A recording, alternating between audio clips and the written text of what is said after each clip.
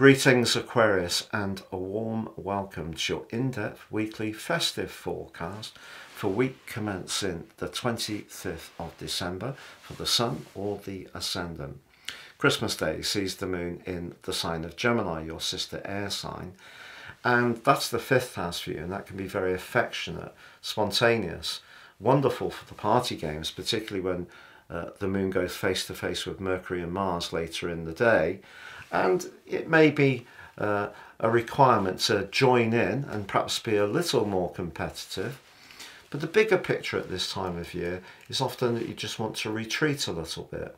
But you could be given a heartwarming message or gift, card or text because of the link between Venus and Neptune, which is exact on Christmas Day. And that can be very humbling but also very reassuring.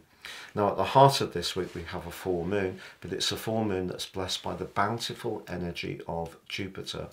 Whoever provides your life support system, whether it's your extended family, whether it's neighbours, whether it's friends or your actual family, you really can get a sense of appreciation on this particular full moon. It may be that you are feeling somewhat weary because this is a full moon that goes across the 6th and 12th house axes of your chart. The 6th house is very much about the practicalities of life, or physical vitality, but the Sun and Pluto are in house 12, very much to do with that inner world. And if there is an imbalance between those two, a discussion you have, Jupiter, knowledge, could actually give you some ideas about how you can perhaps steer things in a slightly different way in the times to come. So you may encounter someone who really can be very supportive. But by Thursday, the retreating Mercury in the very sociable Sagittarius meets the rather feisty Mars in the same sign. Now, the surprising thing, therefore, for you who can just have those days running up to when the Sun returns to the sign of Aquarius, just recharging your batteries. Of course, it depends on your natal chart. If you have a lot of Aquarius, you're much more likely to feel the need to have some withdrawal. But you could surprise yourself because some invitations can come in, and Venus moves into Sagittarius on the Friday. And also Jupiter, the ruler of Sagittarius, goes direct on the last day of the year.